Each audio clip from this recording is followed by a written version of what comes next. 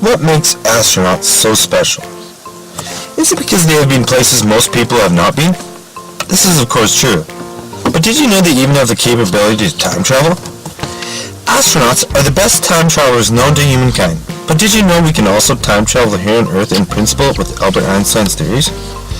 Time is not a constant throughout the universe, but time is totally relative. Let me start by explaining time dilation. It sounds as magnificent as an explosion of an atomic bomb. In fact, time dilation is the difference of elapsed time between two events as measured by observers either moving relative to each other or differently situated from gravitational mass or masses. In other words, it examines the theory of time, which is that time has relativity. The time on a moving clock is always slower when compared with the time on a still clock. This effect is neither the result of technical aspects of the clock, nor from the propagation of the time signals, but from the nature of space-time. Time dilation could affect planned meetings for astronauts with advanced technologies and greater travel speeds.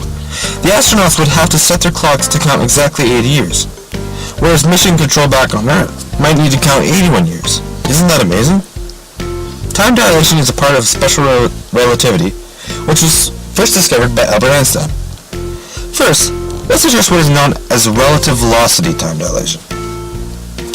When two observers are in relative uniform motion and not influenced by any forces, the point of view of each will be that the other's clock is ticking at a slower rate than the local clock. The faster the relative velocity, the greater the magnitude of time dilation. Second, we must address gravitational time dilation. This effect is not restricted to astronauts in space. A climber's time is passing slightly faster at the top of a mountain, a higher altitude, farther from the Earth's center of gravity, compared to people at sea level. It has also been calculated that due to time dilation, the core of the Earth is 2.5 years younger than the crust. We can, along with Albert Einstein, summarize. In special relativity, clocks that are moving with respect to an inertial system of observation are measured to be running more slowly. In general relativity, clocks at a position with lower gravitational potential, such as in a closer proximity to a planet, are found to be running more slowly. Let us now look to the famous twin paradox for an example. Twin brothers, Lucky and Unfortunate, are separate. Lucky gets to go for a ride in his rocket ship, while Unfortunate remains behind on Earth. Lucky's spaceship travels super fast, so fast it is close to the speed of light. Since Lucky is moving at such a high speed, the passage of time on the watch he wears is slower than that of the watch worn by Unfortunate. When Lucky returns to Earth, his brother Unfortunate has grown very old, while Lucky has aged very little in comparison.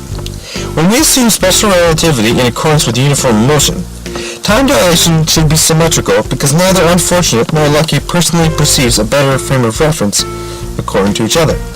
From Unfortunate's perspective, Larry travels at a high speed, so his clock must be the one that slows down. Yet since Lucky travels at a constant speed, he is right if he claims that Unfortunate is the one moving. So Unfortunate's clock must slow down.